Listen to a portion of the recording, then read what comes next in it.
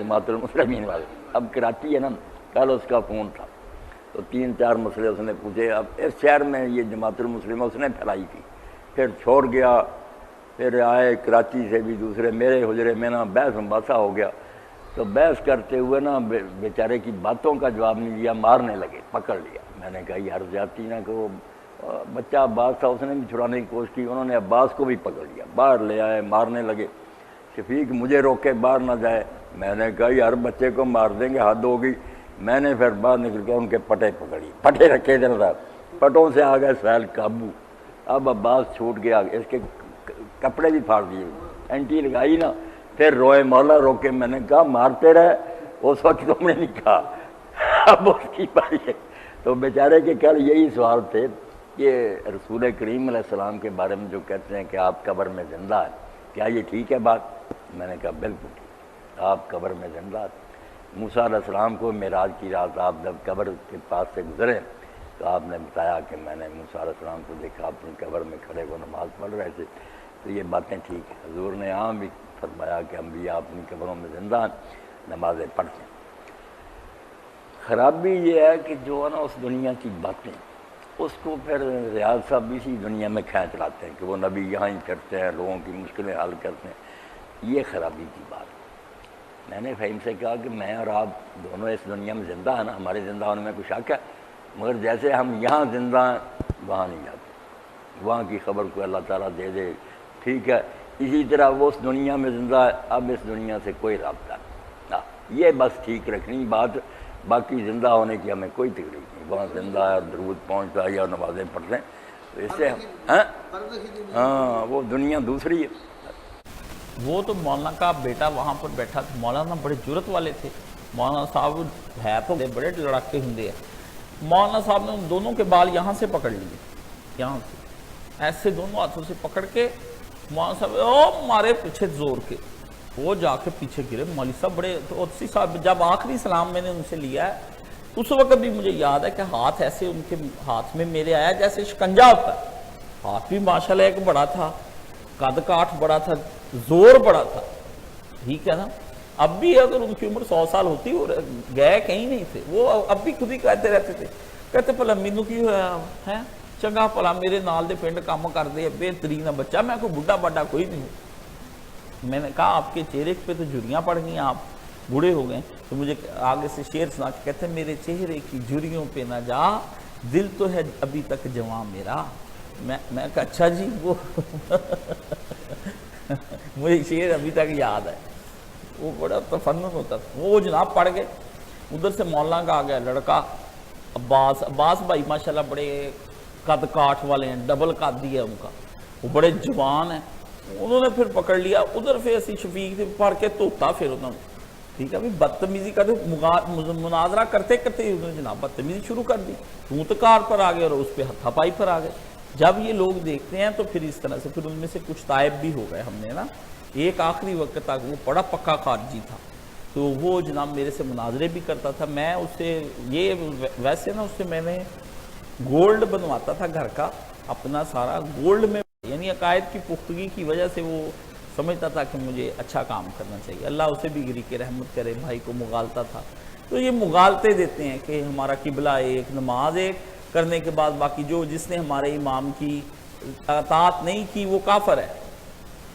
یہ ڈاکٹر ابو عبداللہ جابر دامانوی, اس نے اس زمانے میں کتاب لکھی تھی جماعت المسلمین یا جماعت التکفیر, ہیں وہ بڑی پیاری کتاب ہے. تکفیر کے موضوع پر بہت شاندار موضوع اس نے تھا. یہاں کہیں میرے پاس پڑھی, اس کے بعد وہ چھپی نہیں, یہاں ہوگی میرے پاس پڑھی. بڑی عمدہ کتاب تھی وہ, میں نے جوانی کے دنوں میں اس کا بڑا زبردست مطالعہ کیا تھا.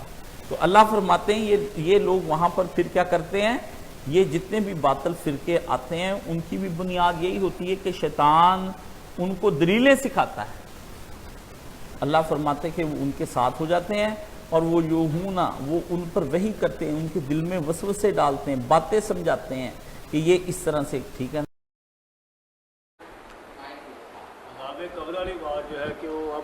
عذاب قبر بھی میں نے ضمن سمجھا دیا ہے. پولیس والے بیٹھے, میں نے یار بات سمجھنے کے لیے آسان سی بات ہے کہ جو عذاب ثواب ہے نا قیامت کے دن ہونا, سارے ریکارڈ کو دیکھ کر اس کی زندگی کا پورا تول کر وہ ہوتی ہے جوڈیشل جیل، گواہ بہت گیا فائل دیکھی گی، سزا سنا دی گئی کہ اس وارڈ میں اس کو بھیجا جائے، وہ جیل کہلاتی ہے۔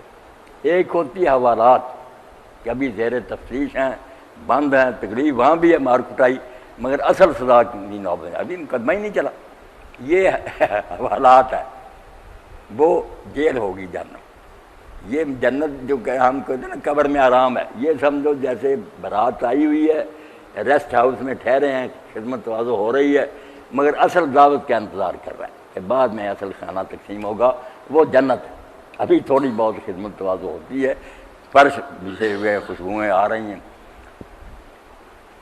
سب کی کھوپڑیوں میں سما گیا وسرا کہ وہ قیامت کا حساب کتاب اور ہے، وہ پورا مقدمہ سننے کے بعد ہوگا۔ مولانا لیکن سلوک تو ویسا ہی ہو رہا ہے نا جیسا کہ فیصلہ ہو چکے ہونے کے بعد جو نتیجہ نکلنا ہے۔ نہیں، بڑا فرق ہے نا، ایک آدمی جو ہے نا ابھی چھوٹا موٹا پانی پی رہا، مگر وہ اصل دعوت جو ہے بہت آرا قسم کی طرح طرح کے، وہ بعد میں اسی طرح ان لوگوں کو کہ تھوڑی بہت مار کٹائی، مگر جو پھانسی پر ہی لٹکا دیا جائے یا سخت سزا اس کو، آدمی صاحب بہت مشکل مرحلہ ہوگا۔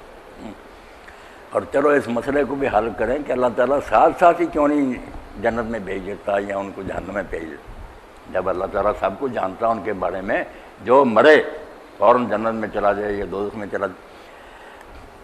اس کو سمجھنے کے لیے نا نیکی بدی کا جو ہے نا وسیع مفہوم ذہن میں ہونا چاہیے۔ ہمارے خیال میں کہ نیکی بدی وہی جب مرنے تک آدمی نے کر لی، اگر ایسا ہی ہو تو پھر تو ساتھ ہی اللہ جنت دوزخ میں بھیجے۔ معاملہ یہ ہے کہ میں مر جاؤں مگر میری نیکی کا سلسلہ بھی جاری ہے، کوئی پتہ نہیں میں نے جو دین بتایا، میاں نور احمد نے سیکھا، آپ نے سیکھا، آگے سکھایا، قیامت تک وہ کہاں کہاں میرا پھیل جائے گا دین، وہ حصہ مجھے ملنا نا، جیسے حضور نے فرمایا جو نیکی سکھا جائے سب کرنے والوں کے برابر اسے ثواب ملے گا۔ اس لیے جب تک قیامت نہیں نہ آتی، کارخانہ سٹاپ نہیں ہوتا، میزان نہیں لگ سکتی کہ اس کی نیکی کہاں کہاں گئی۔ اسی طرح برائی ہے، ایک شخص نے کسی بستی میں قتل کر دیا یا کوئی اغوا کر لیا، اس کی وجہ سے آگے قتل شروع ہو گیا، نسلیں تباہ ہو گئی، جیسے آدم علیہ السلام کے پہلے بیٹے کے بارے میں کہ اس نے قتل شروع کیا، اب ہر قتل میں سے اس کو ایک ایک قتل اور مل رہا۔ اس لیے میرے بھائی پہاڑ اکٹھے ہو رہے ہیں نیکیوں کے اور گناہوں کے، کوئی پتہ نہیں آدمی کی نیکیاں کتنی بن جائیں، زندگی میں اس نے تھوڑی کی تھی مگر اس کی جو پھیلائی ہوئی نیکیاں اس کا اثر۔ اس لیے جب تک اللہ تعالیٰ اس کارخانے کو بند نہیں نہ کرتا، یہ میزان نہیں لگ سکتی کہ اس کی نیکی نے کیا کیا رنگ دکھائے۔ سورہ یاسین میں یہی کہا، نکتب ما قدموا وآثارا، ہم وہ بھی لکھ رہے ہیں جو زندگی میں تو نے آگے بھیج دیا، اور جو تیرے نشانات رہ گئے نا اچھے یا برے، وہ بھی تیرے کھاتے میں جمع ہو رہے ہیں۔ اس لیے حساب کیا ہو، ابھی تو کام چل رہا ہے۔